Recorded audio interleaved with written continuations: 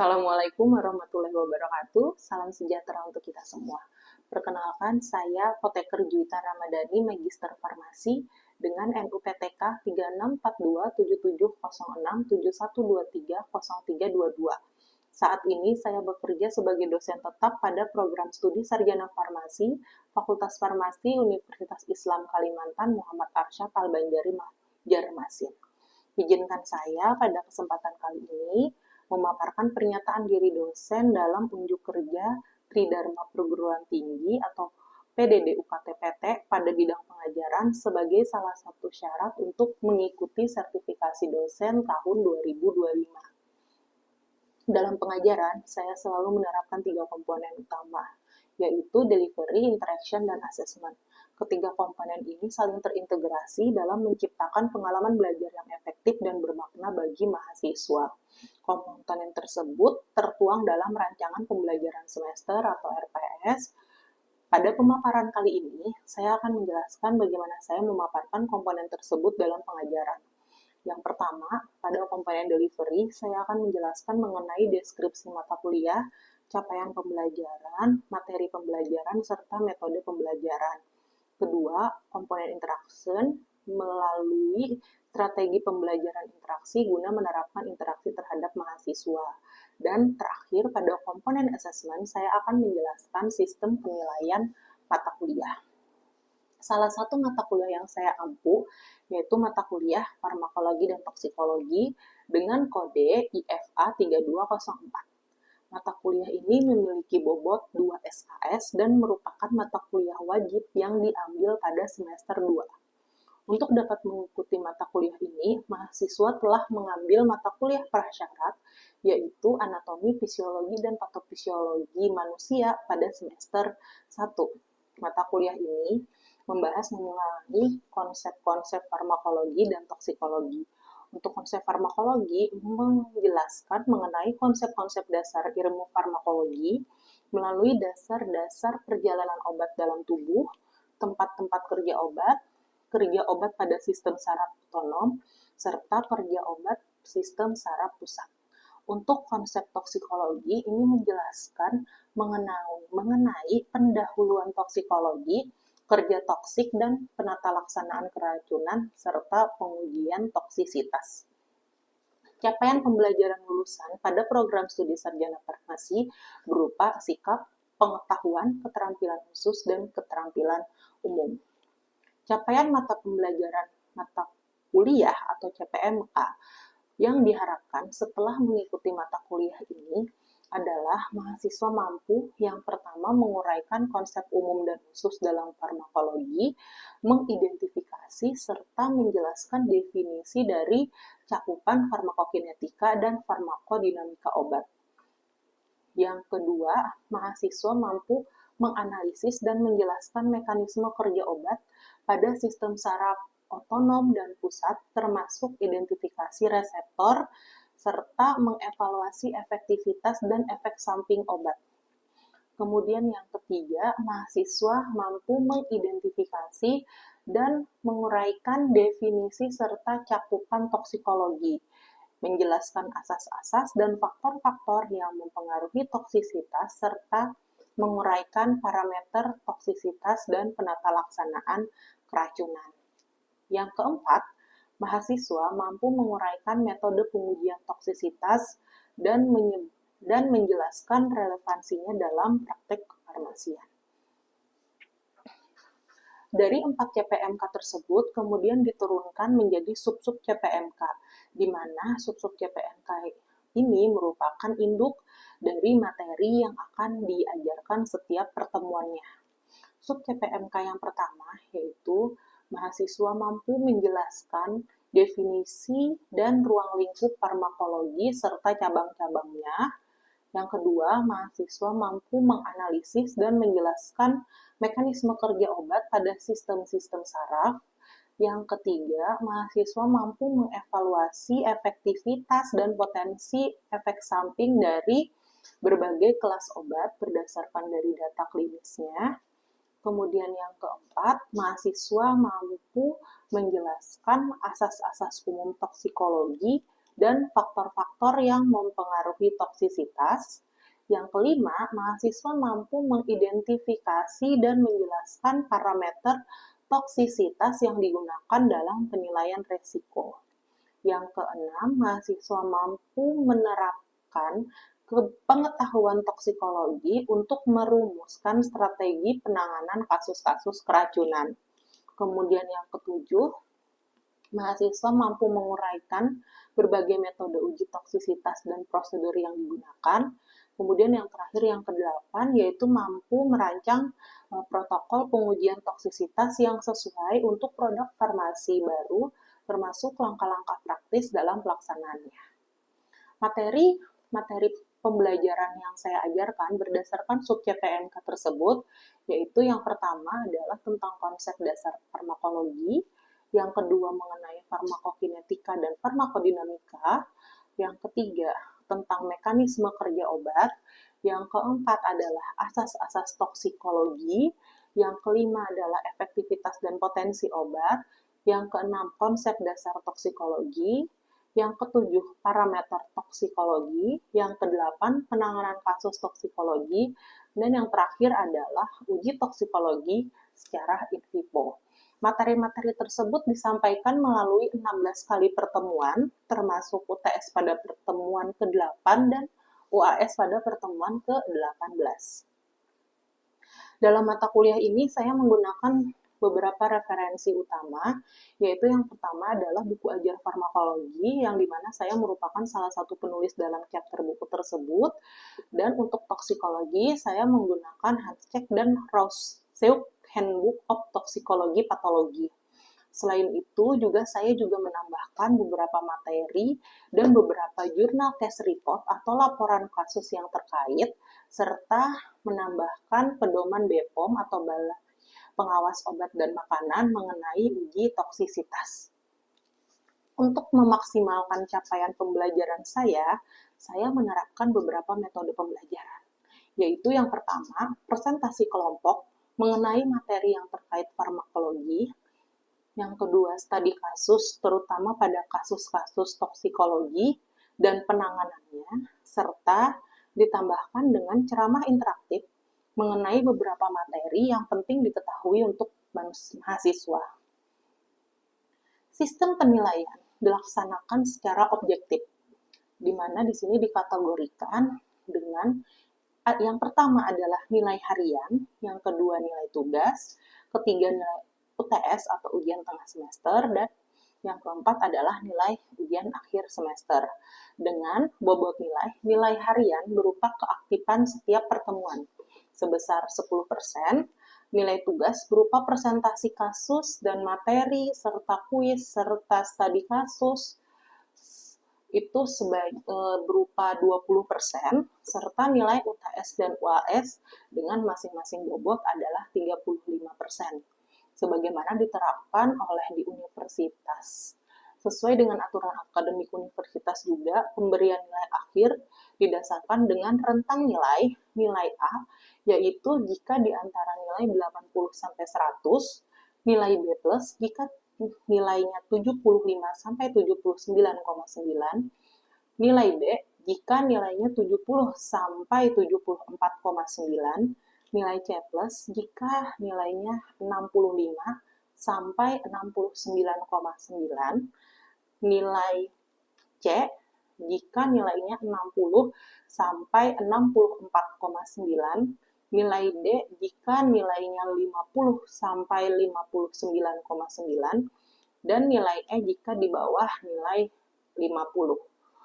Nilai tersebut dapat diakses mahasiswa melalui SIA atau Sistem Informasi Akademik Universitas dan diberikan waktu kepada mahasiswa jika ada komplain mengenai nilai tersebut kepada dosen yang bersangkutan.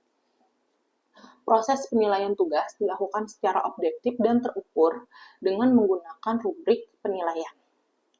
Baik, selanjutnya saya akan menayangkan video rekaman pembelajaran mata kuliah yang saya lakukan pada semester genap tahun ajaran 2024-2025 pada pertemuan terakhir mengenai uji toksisitas secara in vivo.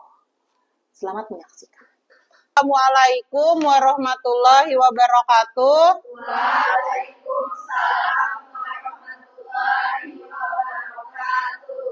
Oke, hari ini kita kuliah farmakologi toksikologi, pertemuan terakhir.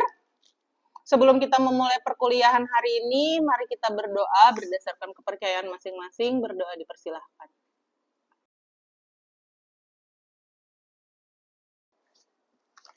Oke, sebelum kita memulai kuliah hari ini, Bu absen dulu ya. Wanda, Triaga,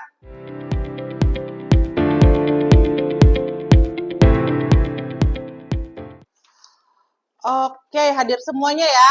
Alhamdulillahirrahmanirrahim. Hari ini kita tentang farmakologi dan toksikologi pertemuan terakhir ya, ke-15. Sebelum Ibu memulai perkuliahan hari ini, kemarin kita belajar apa aja sudah?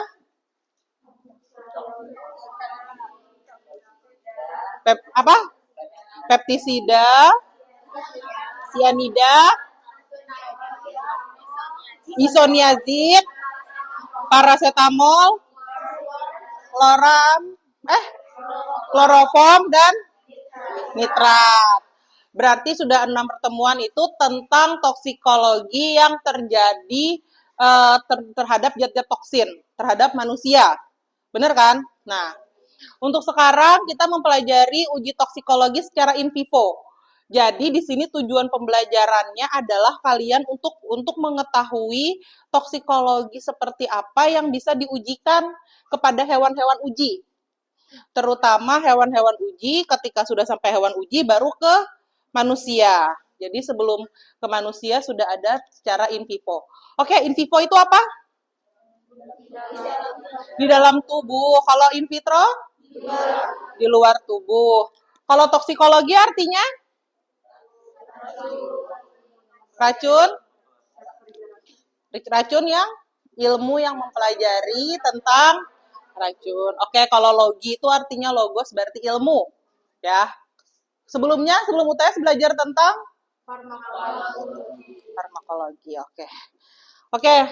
Untuk pelajaran hari ini Ibu mengambil referensinya dari BPOM, dari peraturan dari BPOM. Jadi BPOM itu adalah suatu badan pengawas obat dan makanan yang memberikan lisensi bagaimana peraturan-peraturan mengenai obat dan makanan.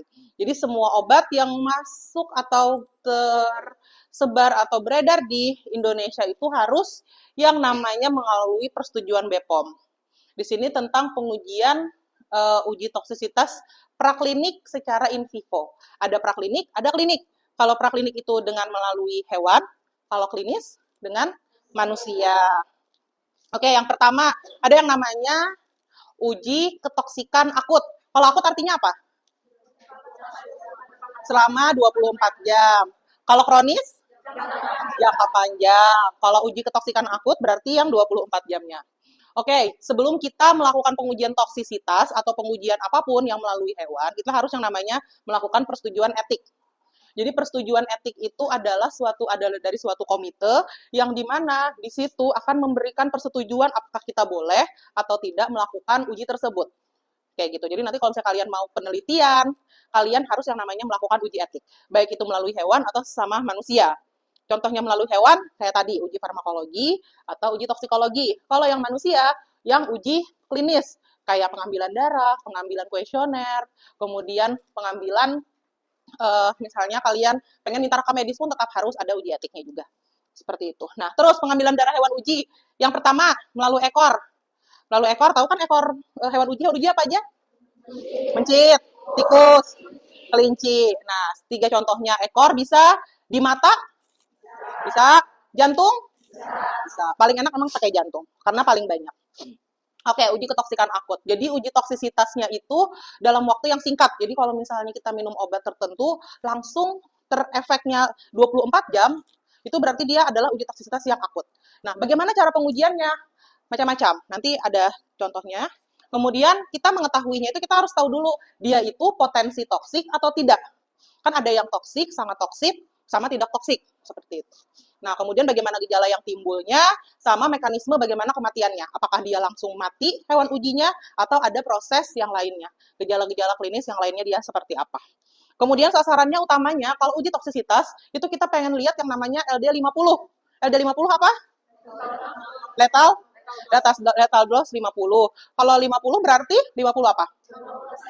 50%. 50% dari apa? Dari hewan ujinya yang ada.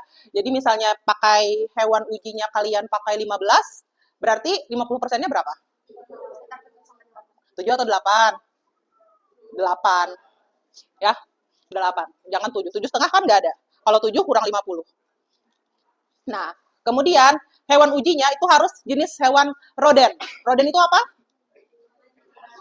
Mencit, tikus. Roden itu adalah hewan organnya mirip dengan manusia. Jadi atau hewan-hewan pengerat. Kemudian usianya harus yang betina. Kira-kira kenapa harus betina? Lebih sensitif. Terus kalau misalnya pengujiannya tuh tentang penyakit ria, gimana? Pakai yang jantan. Jadi harus disesuaikan. Baik itu mau pakai yang betina atau yang jantan. Harus satu galur. Artinya satu galur apa? Satu suku kalau manusia. Jadi kayak misalnya tuh dia itu suku apa, jadi langsung satu galur. Lebih mudah. Kenapa harus satu galur? Supaya tidak berbeda-beda. Jadi dia tidak bervariasi. Jadi satu galur kita jelas bukan karena efeknya, berarti bukan karena dari tubuhnya. Gitu. Jadi pasti karena si obatnya. Kemudian harus sehat, jelas ya sehat. Sehat dapatnya dari mana? Dari surat sehat. Surat sehat datangnya dari mana? Dokter hewan. Boleh nggak dokter biasa ngasih surat sehat? Kemudian harus berat yang seragam. Variasi diperbolehkan 20%. Artinya apa? Berarti ya, jadi BB-nya berat badannya itu harus misalnya 100, 150 atau 100, kalau misalnya 100 berarti maksimal 120, minimalnya berarti 80. Jadi jangan sampai yang satu 100, yang satu 200. Misalnya tikus yang dipakai. Terus, nah kalau akut itu dia kalau akut itu kan berarti pengujiannya pendahuluan ya. Jadi kita tidak tahu dia itu toksik atau tidak. Kayak gitu. Nah, jadi kalau kita belum tahu toksik atau tidak, kita harus pengujiannya itu menggunakan fixed dose. Jadi fixed dose-nya itu sudah ditetapkan 5, 50, 300, 500, 300, 2000 sama maksimalnya 5000 per kilogram berat badan si hewan uji. Jadi kalau hewan ujinya 10 gram misalnya, berarti dosis minimalnya berapa? Kalau hewan ujinya 10 gram, rentang dosisnya, dosis yang pertama, kalau 10 gram, kalau 10 gram, dosis ujinya berapa? 5 mg per kilogram berat badan. 5 mg 10 gram itu berapa kilo? 0,001. Ya kan ya? Berarti 5 dikali 0,001. Berarti 0,005 dosis yang paling rendah. Dosis yang paling tingginya 5000 dikali 0,001. Berapa? 5. Berarti 5 dosis yang paling tingginya. Misal, ini kan contoh, misalnya kalian menggunakan hewan uji yang beratnya 10 mg. Jadi rentangnya sudah pasti. Karena kalau akut beda sama kronis. Kalau akut, kita belum tahu dia berefek toksik atau tidak. Kalau kronis, kita sudah tahu akutnya sudah aman dan ingin dilanjutkan dengan yang namanya uji farmakologi. Jadi kalau kronis itu nanti dosisnya sama dengan dosis terapi. Nah, beda dosis untuk penghitungan dosisnya. Kemudian diamatinya selama, kalau akut, 24 jam. Dan setiap 4 jam. Awalnya 30 menit ya, kelihatan di situ. Yang dicatat apa aja? Berat badan, jam matinya berapa, kemudian baru histopatologi. Kemudian organ yang penting, organ apa aja? Jantung, hati, ginjal, paru, lambung. Jadi kelimanya itu yang diukur ketoksikannya. Kenapa kelima ini diukur? Karena sama apa? Ayo 5, jantung. Kenapa jantung termasuk organ yang penting? Karena pompa darah, karena fungsinya. Apalagi? Hati, kenapa hati? Toksik, karena penyaring racun atau tempat metabolisme. Ginjal? Ekresi. Jadi organ-organ penting itu adalah organ-organ yang terlibat terutama pada farmakokinetika suatu obat seperti itu. Kemudian baru ini kalian hitung berapa LD50-nya, baru dihitung dilihat potensi ketoksikannya. Semakin besar atau semakin kecil LD50 yang toksik? Semakin kecil LD50-nya, maka semakin toksik. Ayo. Semakin kecil LD50 tuh berapa persen dosis yang bisa membunuh 50% hewan uji. Kalau dosisnya kecil LD50-nya, ada satu obat LD50-nya anggaplah 10 mg. Satu obat lagi LD50-nya 100 mg. Yang mana yang lebih toksik? 10 atau 100? 10 karena 10 mg aja sudah mampu membunuh 50%. Ya kan? Paham? Terus kemudian dicari yang namanya LD50 dapat, kemudian kita pengen dapat batas aman toksiknya dari mana? Taunya kalau batas aman toksik itu kita lihat dari hewan uji yang tidak memerlukan efek. Nah, jadi kalau misalnya hewan ujinya itu dia misalnya umur 10 mg. 10 mg itu tidak memberikan efek toksik. Berarti 10 mg itu yang sebagai batas amannya. Kalau misalnya 5 mg, dia berarti 5 mg yang itu. Oke, ada pertanyaan sampai di sini? Ada pertanyaan? Tidak ada. Oke. Sebelum selanjutnya, biar kita bisa diskusi, kalian dibagi 4 kelompok, dibikin melingkar gitu. Biar nanti diskusi, Ibu kasih tugas.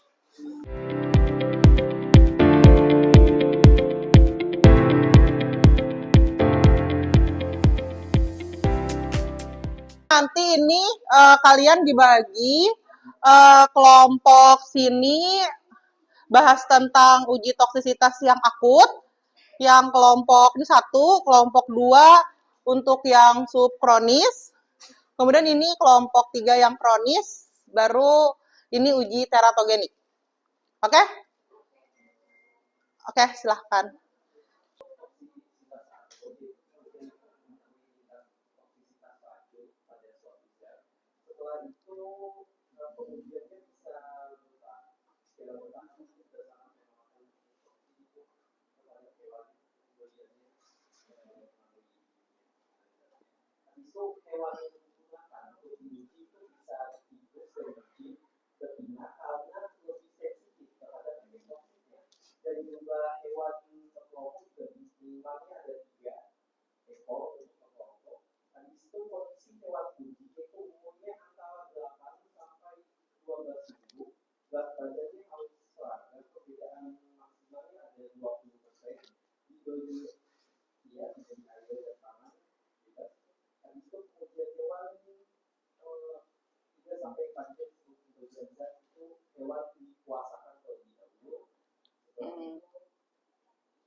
Oke, siap. Oke, terima kasih Asraf. Tadi yang akut, jadi hewannya itu memang harus dipuasakan sebelum diujikan. Biasanya kalau untuk hewan itu sekitar diberikan adaptasinya sekitar 5-7 hari.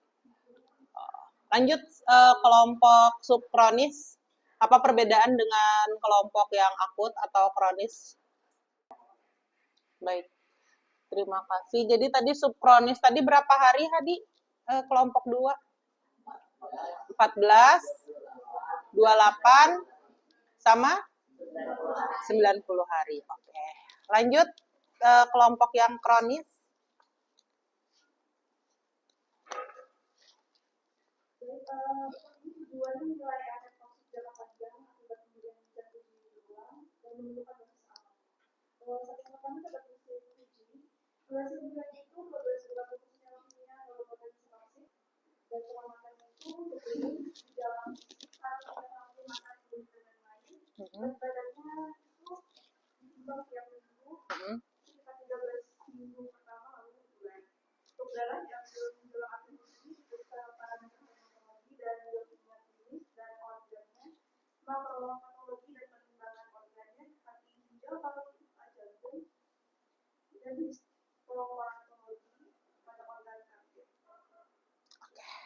Iya. Jadi kalau kronis memang dia panjang ya. Minimal berapa bulan? 9 sampai 12 bulan, tergantung toksisitasnya. Oke, yang teratogenik? Uji teratogenik. Teratogenik adalah pengujian untuk mengetahui efek samping suatu zat atau bahan terhadap perkembangan janin, terutama pada organogenesis. Cara mengawinkan hewan yaitu dengan menyatukan 2 jantan dan 3 betina dalam satu kandang pada jam 5 sampai 6 sore. Pada paginya dicek uterus vagina apakah terdapat sperma atau tidak. Jika terdapat, maka dianggap sebagai hari pertama kehamilan. Zat atau bahan obat diberikan pada masa pembentukan organ pada janin. Kemudian, 2 hari sebelum kelahiran, hewan uji dibedah dan diambil dagingnya. Kemudian dilihat apakah ada kelainan secara makroskopis dan mikroskopis serta skeptal atau rangka.